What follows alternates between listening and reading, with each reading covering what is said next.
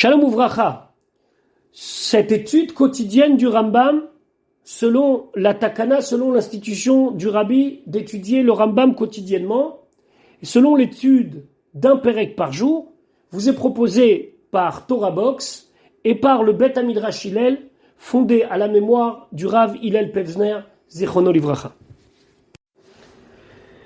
Nous allons maintenant étudier notre 20e cours depuis la reprise de l'étude du Rambam au quotidien au rythme d'un Pérec par jour, d'un chapitre par jour.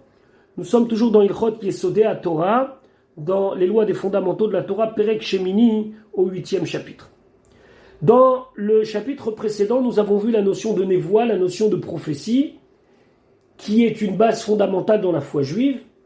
On a le devoir d'écouter un homme qui se présente à nous et qui a toutes les qualités requises pour être prophète, qui est capable de nous prouver la véracité de ses paroles. Cette personne-là, jusqu'à preuve du contraire, est considérée comme un prophète et Elav Tishma'un, on doit l'écouter. Puis on a expliqué que la névoie, que la prophétie de Moshe Rabbeinu, c'était un autre guéder, c'était autre chose. C'était une névoie, par exemple, où Moshe Rabbeinu était conscient, réveillé et en plein milieu de la journée, alors que les autres Névim, c'était souvent dans un état second, ou bien la nuit.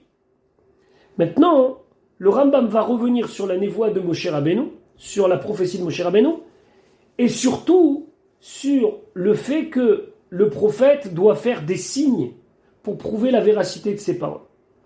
Donc, Perek Shemini Alachalef, Moshe Rabbeinu, Lo eminuvo Israël, Moshe Rabbeinu, les Bnei Israël n'ont pas eu confiance en lui, n'ont pas eu foi en lui, Mipne Aotot Sheasa, par rapport aux signes qu'il a fait. Pourquoi? Chez Amahamin Alpi Aotot, parce que celui qui ne croit que selon les signes miraculeux que le prophète fait, Yesh Belibo Dofi, il y a quelque part chez lui une erreur. Il y a dans son cœur quelque chose qui n'est pas correct. Chez Efshar, chez Yaase Aot Belad Vechishouf, parce que c'est possible que cette personne fasse un signe, c'est-à-dire quelque chose d'extraordinaire, à cause de Lat. Lat, c'est des incantations pour invoquer les esprits comme les Shindalet, etc. Vechishouf ou de la sorcellerie. Et la Kol Aotot chez Asam Moshe Bamidbar, parce que tous les signes que Moshe Rabbeinu il a fait dans le désert, les filles Atzorech Hassan, il les a fait uniquement par nécessité du moment. Lo le'avi re'aya la névoie, et c'était en aucun cas pour prouver qu'il était navi, qu'il était prophète. C'était pas une preuve. Donc à chaque fois que Moshe Rabbeinu il va intervenir et qu'il va faire quelque chose d'extraordinaire, qui sort de la normalité, c'est par besoin. Et le Rambam va faire une petite liste. Tsarach le'ashkia et mitzrim. Il y avait besoin d'embourber et de noyer les mitzrim. Les Égyptiens qui poursuivaient les Bnei Israël. Kara et Tayam ve'etzli le'ambo. Il a ouvert la mer et les a fait tomber dedans et se noyer. C'est intéressant quand même de souligner que Kriyat Yam-Souf, c'est aussi pour les Bnei Israël. C'est pas seulement pour les Mitzrim, ça fallait sauver les Bnei Israël aussi. Alors les Mefarshim, ils expliquent que sauver les Bnei Israël, Akadosh Baruch Hu, il a 36 millions de solutions. Punir les Mitzrim, 36 millions de solutions. Par Kriyat Yam-Souf, c'est la même main qui a fait deux choses, qui a sauvé et qui a puni. Mais clairement et nettement, le but de Kriyat Yam-Souf, c'était qu'une bonne fois pour toutes, les Bnei Israël étaient débarrassés des Mitzrim. Sarachnu les Mazon, lorsqu'on a eu besoin de nourriture, Orid lanu et Aman, il nous a fait descendre la manne. Sam'u, ils ont eu soif, Bakalaem et Taevel, il aura ouvert la pierre, le rocher. Kafrubo, lorsqu'on a remis en cause Moshe Rabbeinu, qui, Adat Korach, l'assemblée de Korach, Korach était contre la nomination de Eletzaphan comme Nasi Hakeati, il pensait que ça allait être lui, donc il a remis en cause toutes les décisions de Moshe Rabbeinu. Il n'a ni accepté le fait que Aaron soit Kohen Gadol, il a remis en place le rôle de Moshe Rabbeinu, il a dit on est tous saints, vous n'êtes pas au-dessus de nous. Il fallait se débarrasser de cette contestation. Qu'est-ce qui s'est passé? Bala'a otama haaretz, la terre elle les a avalés. Vechen she'ar kol haotot. Et ainsi pour tous les signes miraculeux que Moshe Rabbeinu a fait. Uvema yeminubo. Alors qu'est-ce qui a fait que les Bnei Israël, ils ont cru en lui, ils ont eu foi en lui? Bemahamad Har Sinaï. C'est au moment où les Bnei Israël ont vu ce qui s'est passé au Har Sinaï. Ah, vous allez me dire, mais c'est marqué précédemment, par exemple, au moment où ils ont traversé la mer Rouge, Vayamin ou Bachem ou Moshe Avdo. C'est même marqué lorsque Moshe Rabbeinu, il est venu en Égypte et qu'il a fait le signe du bâton, etc., qu'ils l'ont cru. Oui, ils l'ont cru. Oui, ils ont eu une foi en lui. Mais c'était pas encore une foi qui était profonde et une foi qui était, à partir de là, qu'on ne pouvait plus remettre en cause. C'était une foi dans quelqu'un qui les guide. Mais après le Mamar d'Har Sinaï, après Har Sinaï, Moshe Rabbeinu, il va avoir une autre dimension. Ça veut dire que les Bnei Israël ne vont plus jamais être capables de dire c'est faux. Il y aura peut-être des individus, mais les Bnei Israël, ils vont voir que Moshe Rabbeinu, il est surclassé. Et ça, lorsqu'ils vont voir ça, ils vont dire là, c'est Moshe, Emet, Vetorato, Emet, il n'y a que Moshe Rabbeinu. Alors on y va. She'enenu Raou, Velozar. Le Rambam, il dit nos yeux, ils ont vu ce qui s'est passé au Har Sinaï. Velozar et personne d'autre. Voznenu Shamou, nos oreilles ont entendu. Velo Acher et personne d'autre. Quoi? Aesh, le feu qui partait du Har Sinaï qui montait vers le ciel. Vea Kolot et tous les sons, on dirait aujourd'hui. C'est le tonnerre et autres qu'il y a eu au moment de Har Sinaï. Vea Lapidim, c'était ces grandes flammes qui brûlaient tout autour du Har Sinaï. Veu Nigash el Harafel. Et Moshe Rabbeinu, il s'est approché, il est rentré dans le Harafel. Le Harafel, c'était ce nuage qui était au-dessus de la montagne, opaque, où Akadosh Baruch Hu attendait Moshe Rabbeinu. Ve'akol midaber elav. Ils ont entendu comment la voix, comment Akadosh Baruch Hu s'adressait à lui. Ve'anu shomim, et nous on a entendu Moshe Moshe. Comment Akadosh Baruch Hu il appelait Moshe Moshe. À chaque fois que Akadosh Baruch Hu voulait s'adresser à Moshe, il lui disait Belashon Chiba, pour montrer un signe d'affection, Moshe, Moshe. Et Moshe, il venait et il parlait avec Akadosh Baruch Hu. L'air est mort lahem, kar vekar. Va et dis-leur comme ça et comme ça. Et ça, nos yeux ont vu, nos oreilles ont entendu. Et ça, c'est quelque chose qu'on ne peut pas nier. Et à ce moment-là, les Bnei Israël, ils ont compris que leur guide, Moshe Rabbeinu, on pouvait avoir 100% confiance en lui. Vechen ou Omer. Et ainsi, c'est marqué dans le Sefer Devarim, que nos yeux, ils ont vu Mamar d'Har Sinaï, et nos oreilles, ils ont entendu, et Panim, Befanim, Diber Hashem imachem, qu'Akadosh Baruch Hu, il a parlé avec vous, Panim, Befanim, ça veut dire face à face, sans intermédiaire, pas qu'ils ont vu Akadosh Baruch Hu, on a déjà expliqué ça hier, mais sans intermédiaire. Venez Emma, Lo et avoté, nous karat Hashem et aberi et azot, et c'est même pas avec nos patriarches, nos ancêtres que Hashem il a fait cela. C'est avec nous qu'il a fait au moment de Mamad Har Sinaï cette alliance qui était visible et audible, et c'est ça qui a scellé notre foi en Moshe Rabbeinu. Uminaim shebe Mamad Har Sinaï levado iareaya lenevuato. Dans le Rambam il dit, et d'où on sait que c'est uniquement avec le Mamad Har Sinaï que Moshe Rabbeinu, c'est la preuve qu'il est le prophète. Shei emet she'en bodofi, et que sa névoie, que sa prophétie, elle est émette, il n'y a rien de faux dans ce qu'il dit. Chez Neymar, comme c'est marqué, Ine anochi ba'elecha be'a ve'anan. Akadosh Baruch Hu, il dit, moi je vais venir vers toi dans la nuée. Ba'avu yishma'am bedaber imar, comme ça le peuple il va entendre quand je te parle. Ve'gam becha yaminu le'olam. Comme ça c'est marqué dans Parashat Yitro. Et dans toi, ils vont avoir une confiance éternelle. Michlal, donc tu peux déduire de là. Chez Kodem Davarze, qu'avant cela, Loeminu Boné Manout, ils n'ont pas eu confiance totale. Chez Omedet Leolam, une confiance qui serait éternelle et qui va durer à jamais. Et là, Nehemanout, chez Yesh Acharea Yirur ou Marshava. Mais ils avaient une confiance, ils avaient foi en Moshe Rabbeinu, mais ça pouvait réveiller chez eux des doutes. À partir de là, plus rien ne pouvait enlever la foi des Bnei Israël en Moshe Rabbeinu. Alachabet. Nimtseu elu. Donc il se trouve que ceci, Sheshulach lahem, que Moshe Rabbeinu a été envoyé pour eux. Donc le Ham Israël. le peuple juif. Em haedim shel nevuato sheyemet. Ce sont eux les témoins de la véracité de la prophétie de Moshe Rabbeinu. Par le fait qu'on a vu, par le fait qu'on a entendu. Ce grand moment où Akadosh Baruch Hu se dévoile à Moshe Rabbeinu sur le Har Sinaï, et comment Akadosh Baruch Hu l'appelle pour lui parler. Ve'eno tzarich la'asot lahem ot. Et à ce niveau-là, Moshe Rabbeinu n'a pas besoin de faire quoi que ce soit comme signe extraordinaire. Shehem ve'u echad bedavar. Parce que eux, les témoins, et lui, le sujet du témoignage, entre guillemets, echad badavar. Ils sont une seule chose. Comme deux témoins qui ont vu quelque chose, ils ont vu passer une voiture. Que dans les deux témoins, chacun est le témoin et le garant, entre guillemets, de l'autre, qu'il dit la vérité. Ils sont deux, ils viennent, on dit, on a vu une voiture. Chacun d'eux est aussi le témoin de l'autre, que l'autre dit la vérité.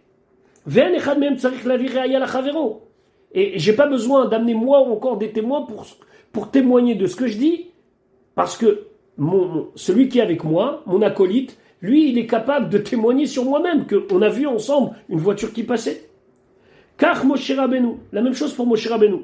Kol Israël et Dimlo, tous les Bnei Israël sont ses témoins, Achar Mahamad Har Sinaï, après le Mahamad Har Sinaï. Ve'eno tzarich la'asot lahem ot, il n'a pas besoin de leur faire quoi que ce soit comme signe. Vezeu she'amar lo HaKadosh Baruch Hu, c'est ce que HaKadosh Baruch Hu dit à Moshe Rabbeinu be'trilat nevuato, au début de sa carrière de prophète, au début de sa prophétie. Be'et she'natan lo ha'otot la'asotam be'Mitzrayim, au moment où il y donne les signes, à l'épisode du buisson ardent, que ces signes-là, il devra les faire en Égypte, le bâton, etc. Ve'amarlo, il lui a dit, ve'sham'u lekolecha, ils vont écouter ta voix, ils vont te croire. Yada Moshe Rabbeinu, il a su, she'ama'amin al pi ha'otot yesh belibo dofi, que celui qui ne croit que les signes, il y a quelque chose qui n'est pas vrai et qui n'est pas juste. Ou me'arer ou me'chashev, et lui, il aura toujours la possibilité de dire et de penser surtout, ou me'arer ou me'chashev, peut-être c'est pas vrai. Ve'aya nishmat milelech. Et pour cela, Moshe Rabbeinu, il aurait dit non, j'y vais pas. Ve'amar, c'est pour cela que Akadosh Baruch Hu, il a rajouté Vehen lo ya'minuli. Moshe Rabbeinu, il a dit à Akadosh Baruch Hu, Vehen lo ya'minuli. Ils vont pas me croire. Même si Akadosh Baruch Hu lui dit va, ils vont t'écouter, fais les signes. Moshe Rabbeinu, il dit mais que sur des signes. Jusqu'à qu'Akadosh Baruch Hu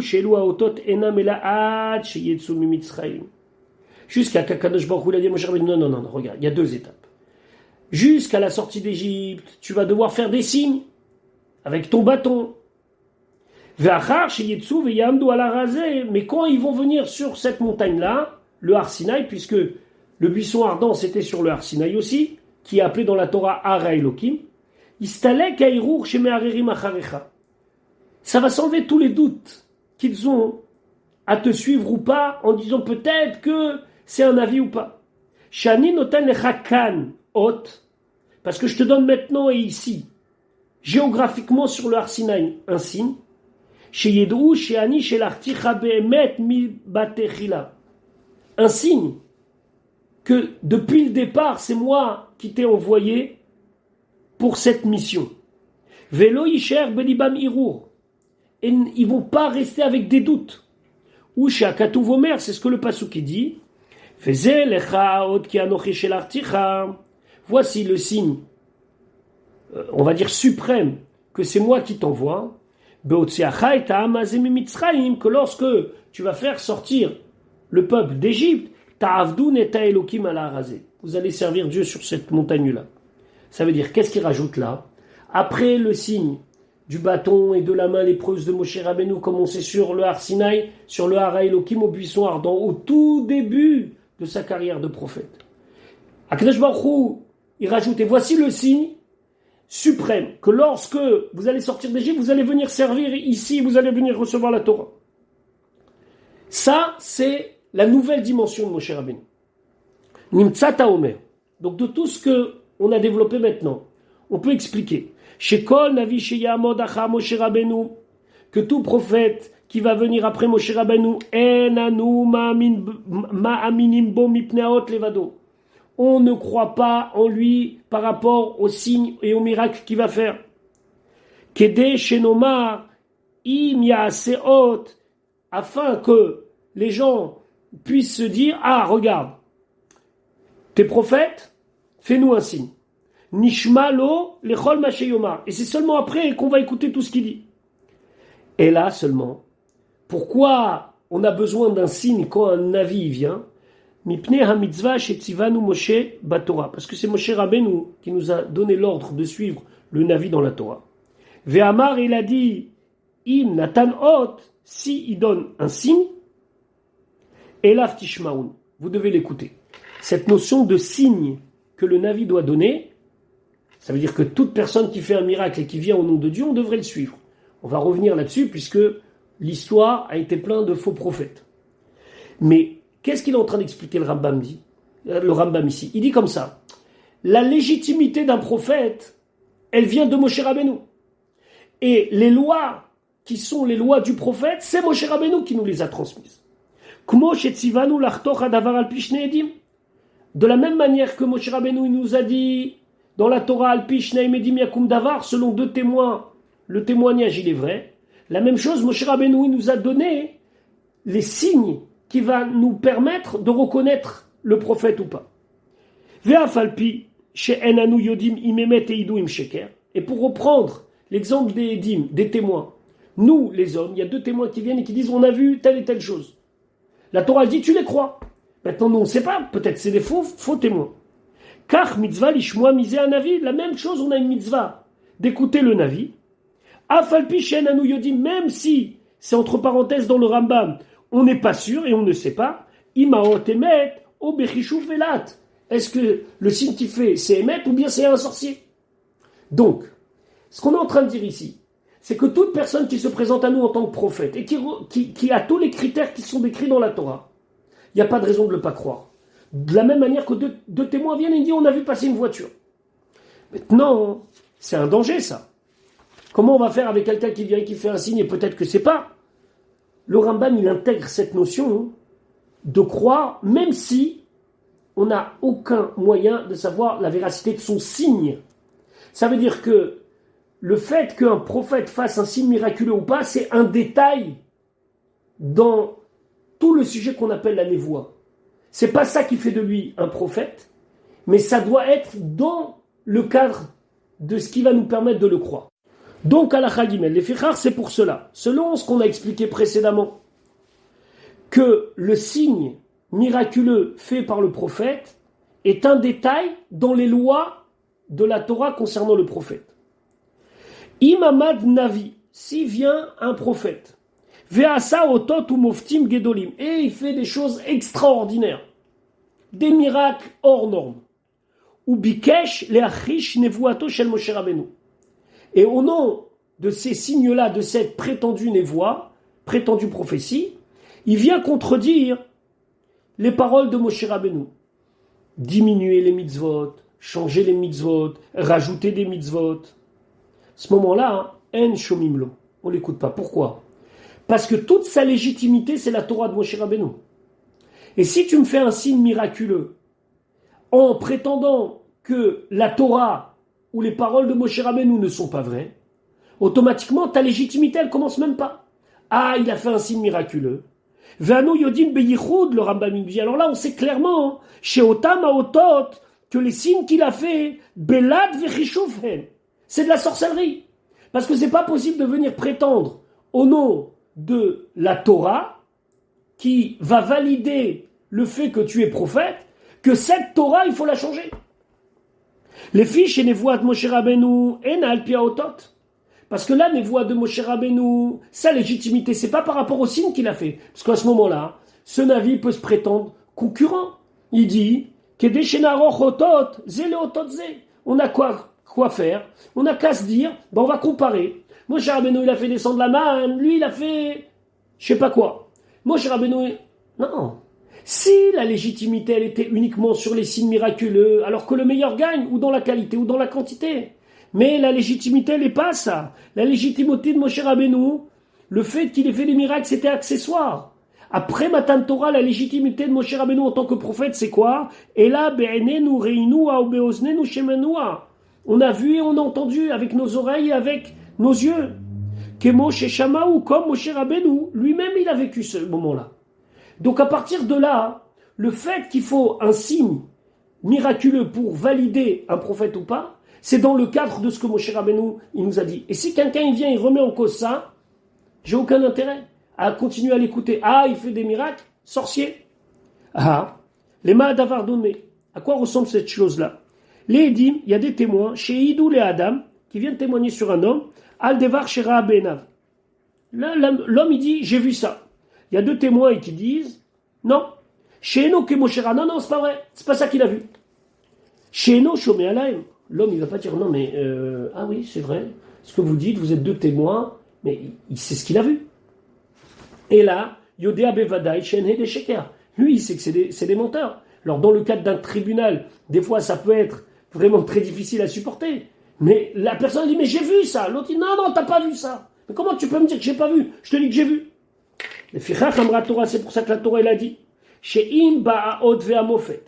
que si il y a un signe miraculeux qui est fait par un homme qui prouve qu'il est Navi, et grâce à cela il veut aussi dire que la névoie de Moshe Rabbeinu elle est fausse et que Dieu lui est apparu et il a dit que Moshe Rabbeinu c'est obsolète et à partir de maintenant on va vers une autre névoie, une autre prophétie, une autre alliance, une autre religion.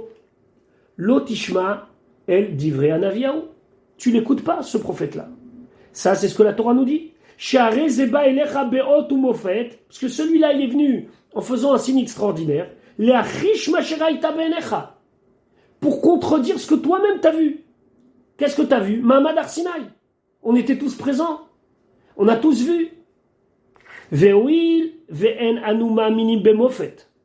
la raison pour laquelle on croit au signe extraordinaire fait par un homme, c'est parce que la Torah nous a dit d'y croire. Et la mipna mitzvah shetzivanu Moshe, parce que Moshe Rabbeinu nous a dit, croyez cette personne-là. Et la tishmaou.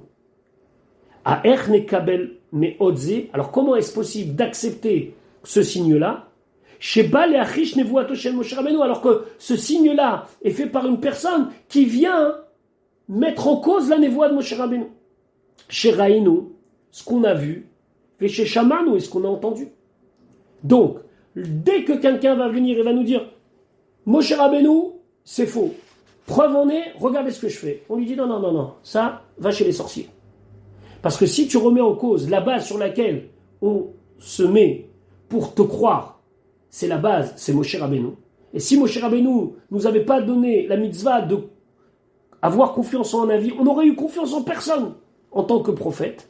Donc tu ne peux pas venir utiliser quelque chose qui s'appelle la Torah de Moshe Rabbeinu pour prouver que tu es un avis en contredisant la Torah de Moshe Rabbeinu. Voilà pour l'étude d'aujourd'hui du Perek Shemini. Le sujet n'est pas clos. Il faut continuer encore un petit peu pour avoir vraiment ce qu'on appelle Tmunat Matzav, qu'on ait vraiment tout ce qu'il faut pour voir ce sujet de Névoie avec tous ses détails. Et c'est ce qu'on verra Be'ezrat Hashem dans notre prochain shiur. Voilà pour aujourd'hui. On se retrouve Be'ezrat Hashem demain pour la suite de notre étude.